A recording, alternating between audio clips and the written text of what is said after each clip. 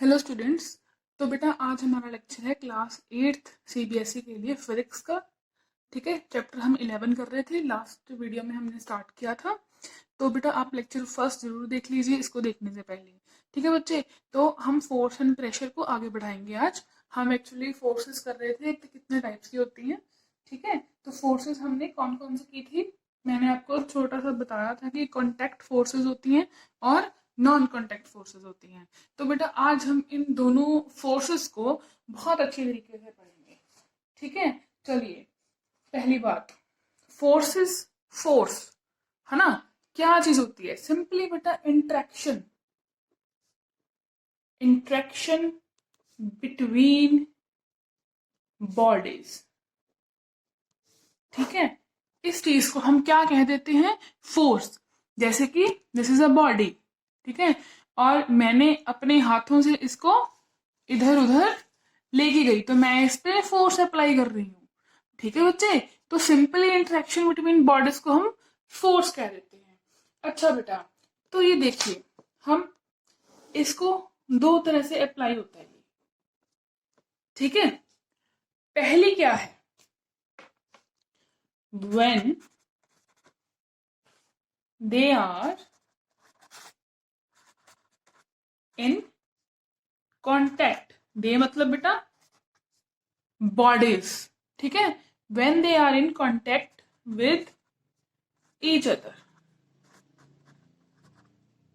ठीक है, जब वो दोनों एक दूसरे के संपर्क में होंगी। नेक्स्ट बेटा, second type, when they are not in contact with each other. ठीक है, जब दोनों बॉडीज एक दूसरे के कांटेक्ट में बिल्कुल भी नहीं होंगी। ये चीज तो हमें समझ आ गई एक तरीके से कि हाँ, अगर दो बॉडीज हैं और वो दोनों एक दूसरे के कांटेक्ट में होती हैं, वो तो हम रोज जिंदगी में करते ही हैं, प्रेशर वगैरह फोर्स वगैरह हम लगाते ही हैं।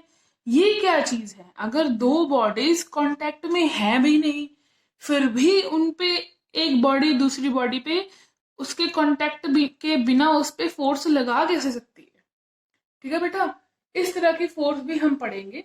पहले इस फोर्स को, जब दो बॉडीज आपस में कांटेक्ट में होगी तो बेटा उसको क्या बोलेंगे हम? Contact forces. ठीक है जी। और जब दो बॉडी एक दूसरे के कांटेक्ट में नहीं होंगी तो उसे क्या बोलेंगे बेटा? Non contact forces. ठीक है, चलिए पहले हम कांटेक्ट फोर्स के बारे में डिटेल में पढ़ते हैं। ठीक है, चलिए फर्स्ट है हमारे पास कांटेक्ट फोर्सेस। ठीक है, एक सिंपल सी एग्जांपल लेते हैं। ठीक है, आपके सामने किसी ने डिनर रखा है, आपने कोई मतलब चीज खानी है। ठीक है, तो कैसे खाओगे? उसको उठाओगे, ठीक है, तभी मुंह में डालोगे। ठीक है बच्चे, तो हमने क्या किया? उस खाने की चीज पर एक तरह से फोर्स लगाकर उसे लिफ्ट किया, है ना। ऐसे ही एक पानी का गिलास, जब आपको प्यास लगती है तो आप क्या करोगे? उसको पिक करोगे गिलास को, है ना, तभी तो आप पानी पी सकोगे। ठीक है बेटा, तो ऐसी जहां पे हम दो बॉडीज आपस में क्या करें? कांटेक्ट में हो, तो इसको क्या कह देंगे? Contact bodies. ठीक है, parts of the bodies are in contact with each. तो चलिए अभी आगे बढ़ते हैं कांटेक्ट फोर्सेस को। तो इसकी और अच्छी एग्जांपल क्या ले सकते हो आप? अगर आप रोज की अपनी लाइफ में देखो, एवरीडे लाइफ में, तो आप खेलते जरूर होगे, है ना। तो बेटा फुटबॉल खेलते हो आप, है ना। फुटबॉल में क्या होता है? एक बॉल होती है जिसको पास करना होता है। कैसे पास करते हो आप? उसको अपने फुट से किक करते हो, है ना, लेग से किक करते हो, तभी वो क्या होती है, तभी आप दूसरे प्लेयर को उसको पास कर सकते हो, है ना। तो उसमें क्या हो गया? कांटेक्ट हो गया आपका दूसरी बॉडी के साथ। दूसरी बॉडी क्या? फुटबॉल, है ना बच्चे, तो वो कांटेक्ट फोर्सेस आ गई। चलिए नेक्स्ट क्या है? पुशिंग अ डेस्क आपने अपने डेस्क को हिलाना है, एक जगह से दूसरी जगह तक लेके जाना है, तो बेटा वो भी क्या हो गया, कॉन्टैक्ट फोर्सेस। और आप नंबर ऑफ एग्जांपल्स आ गए, चेयर को हिलाना है, अपने टेबल को करना है, चेस आप चेस खेलते हो, वहां पे पीसेस को उठा के कहीं और रखना है, वो भी क्या है, कॉन्टैक्ट फोर्सेस हैं। ठीक है। अब बेटा आगे ये कितने टाइप्स की होती है, दो। एक क्या होती है, मस्कुलर फोर्स, है ना, दूसरी क्या होती है, फ्रिक्शन। ये दो हैं हमारे पास जो कॉन्टैक्ट फोर्सेस कहलाती हैं। ठीक है। सबसे पहले अगर हम मस्कुलर फोर्स के बारे में पढ़े, मस्कुलर फोर्स के बारे में पढ़े, तो जैसे मसल यहाँ पे आ गया, नाम से ही बेटा पता चल रहा है कि जो आपकी बॉडी है, ठीक है, बॉडी सिंपली आपके मसल्स हैं, जब वो काम कर रहे हैं, वो फोर्स लगाएंगे, तो वो फोर्सेस को हम क्या कहेंगे, मस्कुलर फोर्सेस, है ना। जैसे कि आपकी जो मसल्स हैं, मसल्स वो बेटा लगातार कॉन्ट्रैक्ट और एक्सपैंड होते रहते हैं, है ना। जब किसी चीज को उठाना है, किसी चीज को रखना है, कोई भी फोर्स लगानी होती है, तो वो एक्सपैंड या कॉन्ट्रैक्ट करते रहते हैं। ठीक है। तब वो क्या करते हैं बेटा, एक फोर्स जनरेट करते हैं किसी चीज को उठाने के लिए, रखने के लिए, कोई भी छोटी फोर्स, बड़ी फोर्स, जितनी भी आपने फोर्स लगानी है उसके लिए। ठीक है। So forces generated due to our body being in contact with the object is called muscular forces. Okay बेटा। अच्छा, क्या ये अकेला ह्यूमंस में ही है मस्कुलर फोर्सेस जो हैं? आप कोई ऐसी एग्जांपल सोच सकते हो जहां पर ह्यूमन के अलावा भी मस्कुलर फोर्स यूज में आते हैं?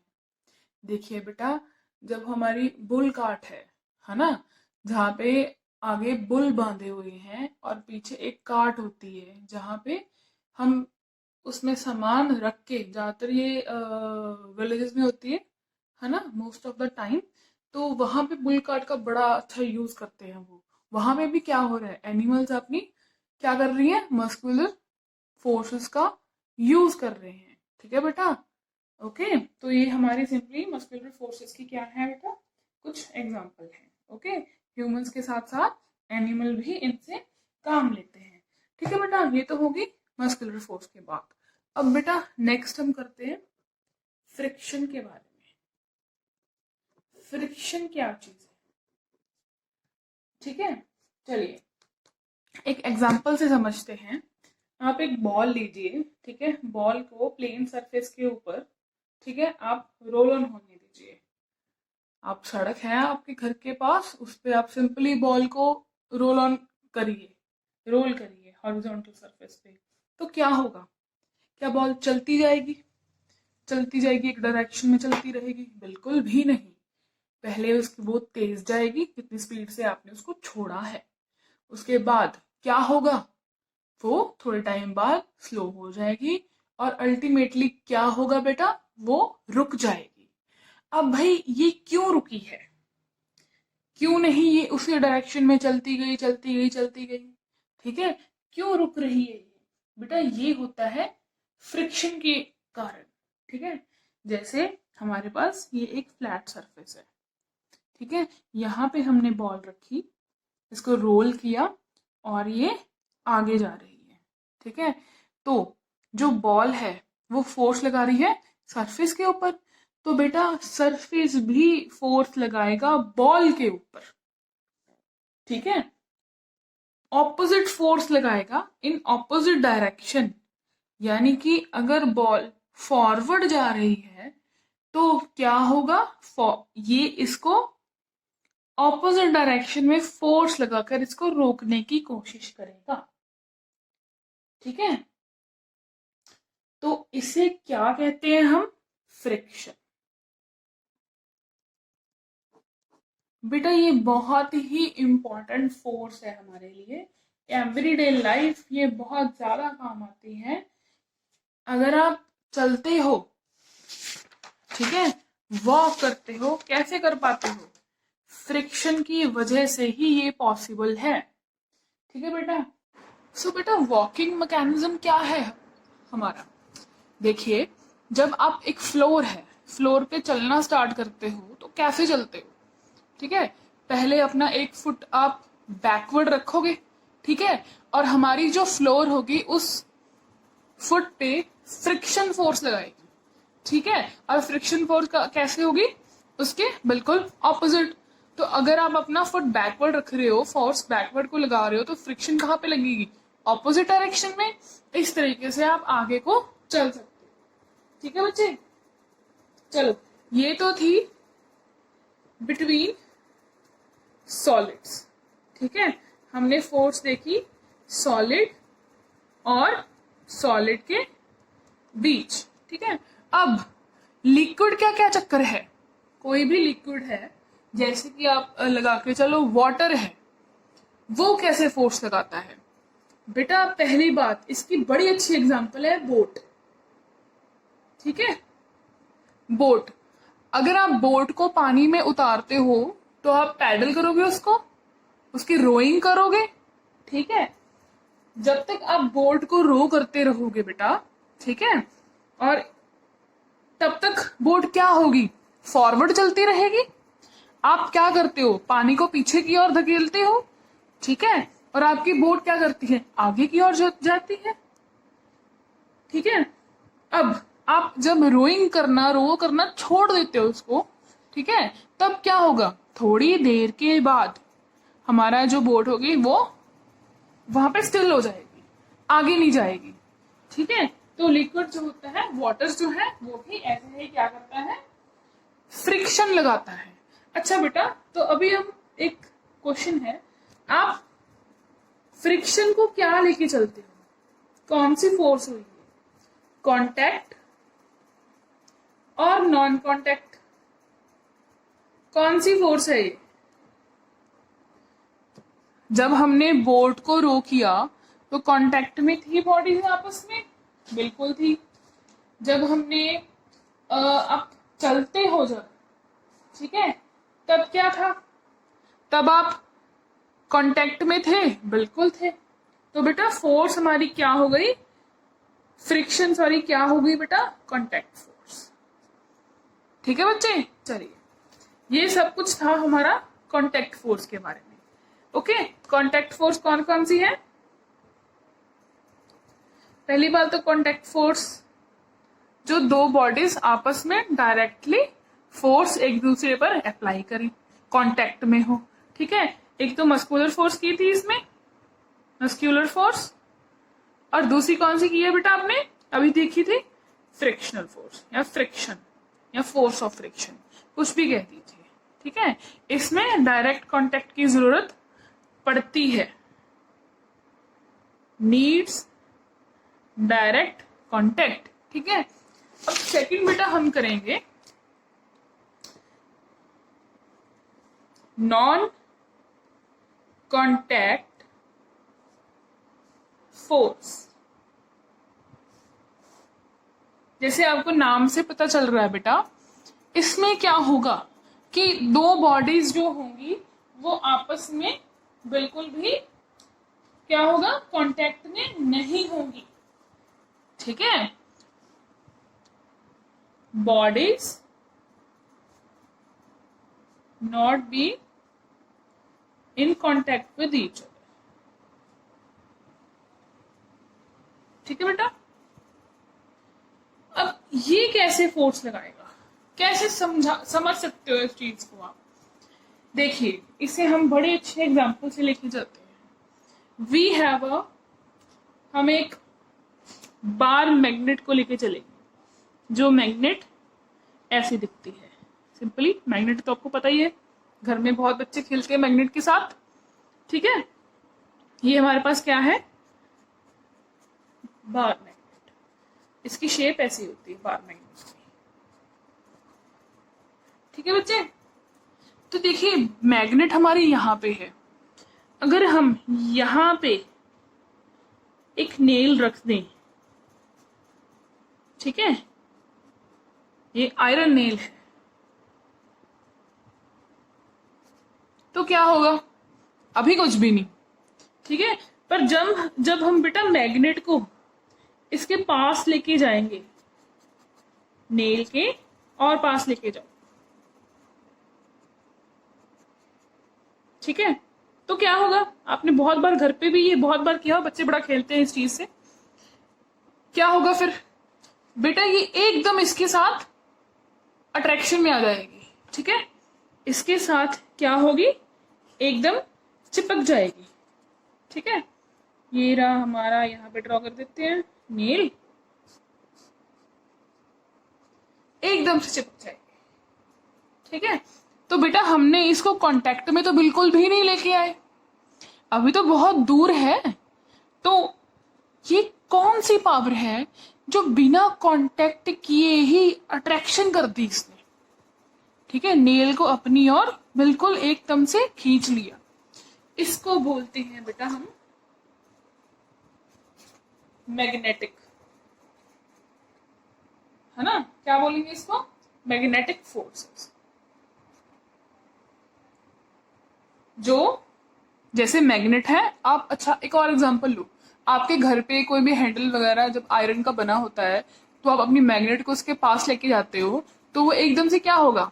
आपके हाथ से मैग्नेट छूट के वो हैंडल, आयरन हैंडल को चिपक जाती है जाकर, है ना। That is also very good example of magnetic forces, है ना। चलिए, अच्छा ये तो हो गया एक पहले एग्जाम्पल। अच्छा अभी आप ये देखो, अगर मैं दो मैग्नेट लूं, है ना, ये मेरे पास दो मैग्नेट है, ठीक है। कई बार क्या होता है, अगर आप दो मैग्नेट को एक साथ लेके जाओगे तो वो एकदम से चिपक जाएगी। और दूसरा केस क्या है हमारा, अगर आप इन दोनों को साथ में लेके जाओगे तो क्या होगा? ये आगे नहीं जाएंगी, है ना। क्यों नहीं जाती बेटा? क्योंकि ये दोनों जो पोल हैं वो सेम है। अगर ये नॉर्थ पोल है तो ये भी नॉर्थ पोल है, ठीक है। जो लाइक पोल्स होंगे वो रिपेल करेंगे और जो अनलाइक पोल्स होंगे वो क्या करेंगे? एक दूसरे को अट्रैक्ट करेंगे। यानी कि अगर ये साउथ पोल है और ये नॉर्थ पोल है तो ये आपस में अट्रैक्शन आ जाएगी और एक दूसरे को चिपक जाएंगे, ठीक है, दूर से ही एकदम से चिपक जाएंगे। ये मैग्नेटिक फोर्स होगी, ठीक है बच्चे। चलिए, पहली कौन सी की है हम non contact force? Magnetic force, ठीक है। चलिए अब हम दूसरी फोर्स करते हैं हमारी। अच्छा दूसरी फोर्स मैं आपको पहले एग्जांपल से समझाती हूँ।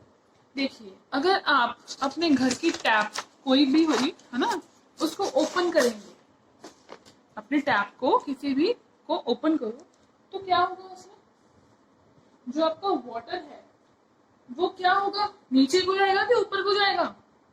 ऑफ कोर्स नीचे को जाएगा, ठीक है। ये तो हम बहुत बार देखा है हमने, ये तो शुरू से जब से आप पैदा हुए हो ऐसा ही हुआ है। कभी पानी ऊपर तो नहीं गया देखा आपने? बिल्कुल भी नहीं, ठीक है जी।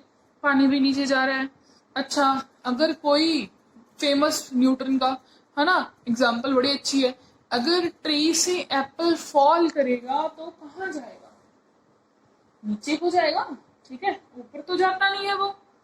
तो बेटा वो कौन सी फोर्स है जो एप्पल को नीचे को फॉल करने को मजबूर कर रही है? या फिर आप कह सकते हो वो कौन सी फोर्स है जो वाटर को टैप से जब आता है तो नीचे की ओर उसको क्या करता है? अट्रैक्ट करता है। बेटा उसे कहते हैं हम ग्रेविटेशनल फोर्स। क्या कहेंगे हम? Gravitational force. अगर हम अर्थ पे हैं, है ना, अर्थ पे ही है, तो ये अर्थ की ग्रेविटेशनल फोर्स है, ठीक है। ये सेंटर ऑफ द कोर में सारी चीजों को क्या करता है? अपनी ओर क्या करेगा? अट्रैक्ट करेगा। ये एक तरह की क्या है बेटा? अट्रैक्टिव फोर्स है, अच्छा तो ये बात बताओ, जो एप्पल नीचे गिर रहा है, ठीक है, वो क्या कांटेक्ट में है किसी की? क्या ग्रेविटी या अर्थ उसके कांटेक्ट में है? बिल्कुल भी नहीं। वो तो पेड़ पे लगा हुआ है, ठीक है, पेड़ पे लगा हुआ है ना। तो बेटा ये कौन सी फोर्स हो गई? Non contact force. पहली कौन सी एग्जांपल है? एप्पल फॉलिंग फ्रॉम ट्री, है ना, बड़ी अच्छी एग्जांपल है। चलिए, और दूसरी कौन सी थी?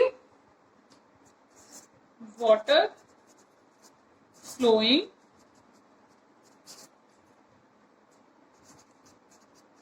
कहीं पे देख लो, कोई हमारे पास वाटरफॉल है ना, झरना है, तो वहां पे भी क्या होता है बेटा, जो हमारा वाटर है वो क्या होगा, ऊपर से नीचे की ओर जाएगा, ठीक है, that is called gravitational force.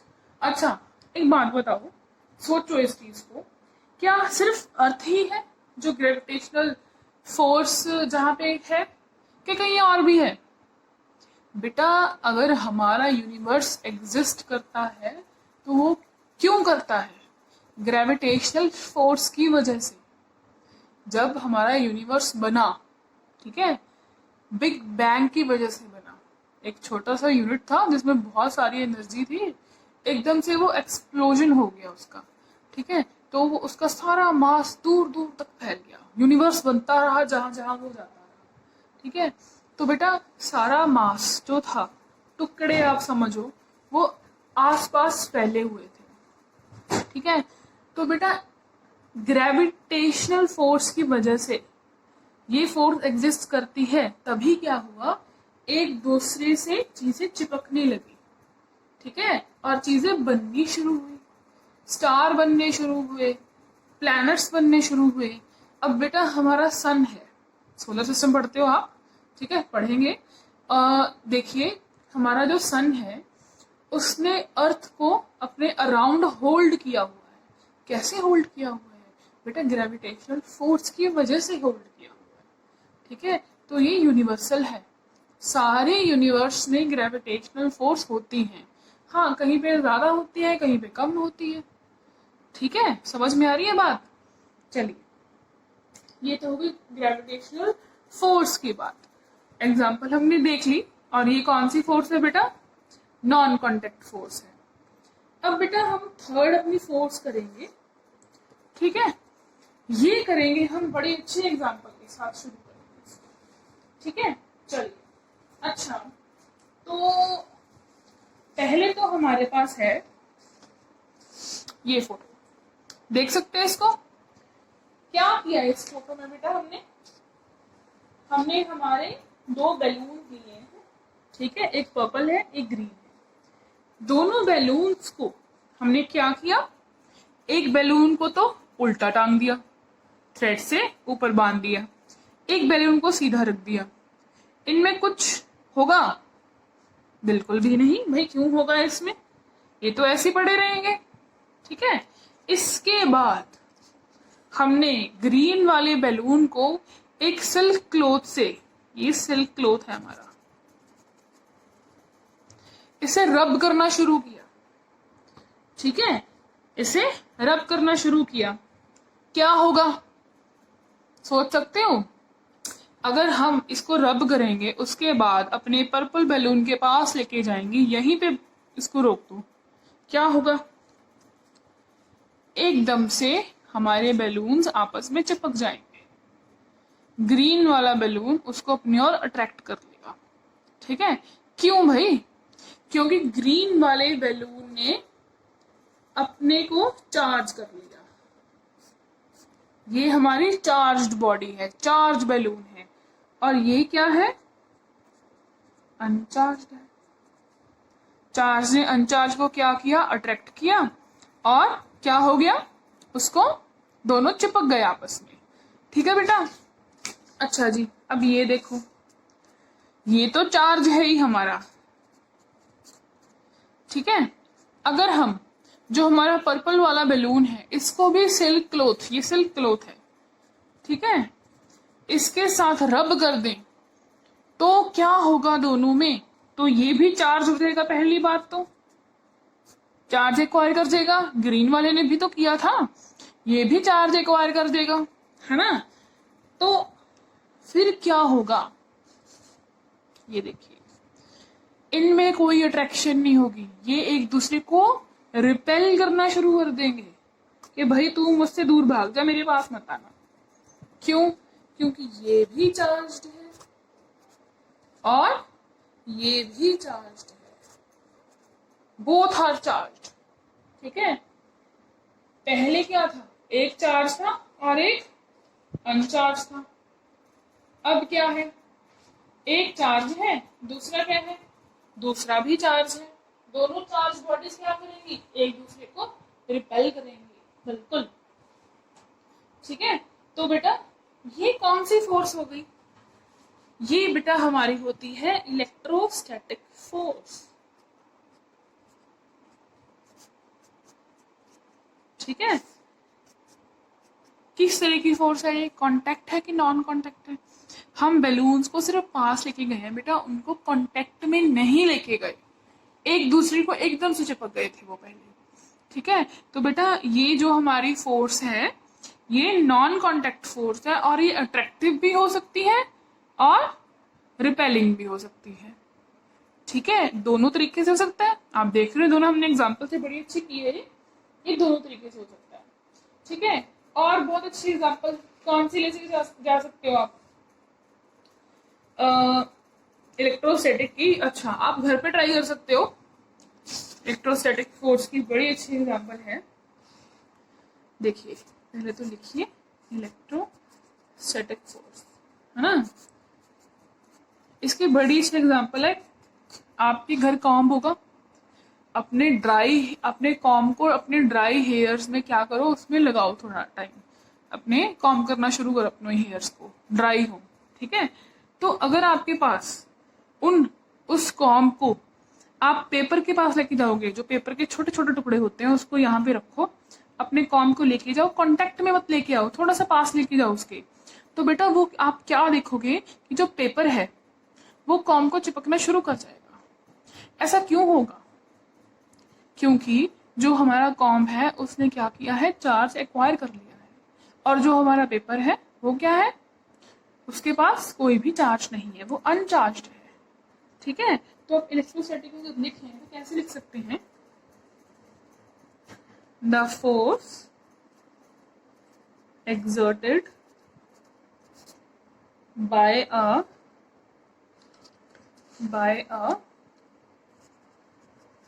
Charged body, charge body एक फोर्स एक्सर्ट करेगी, है ना, ऑन किस पर करेगी, अनदर चार्ज्ड, भाई चार्ज भी हो सकती है और अनचार्ज्ड भी हो सकती है, दोनों तरह की हो सकती है। Uncharged body is called electrostatic force. ठीक है बच्चे, the force exerted by a charge body, एक चार्ज बॉडी जरूर चाहिए, वो जो भी फोर्स लगाएगी दूसरी अनचार्ज बॉडी पर जो चिपक रही है, या फिर एक चार्ज बॉडी पर जो रिपेल कर रही है ना, तो उसको हम क्या करेंगे, क्या कहेंगे, इलेक्ट्रोस्टैटिक फोर्स। ठीक है बच्चे, चलिए इसकी एग्जांपल हमने क्या की, दो बैलून्स की, है ना, और कौन सी एग्जांपल, कॉम्ब एंड पेपर। ठीक है बच्चे,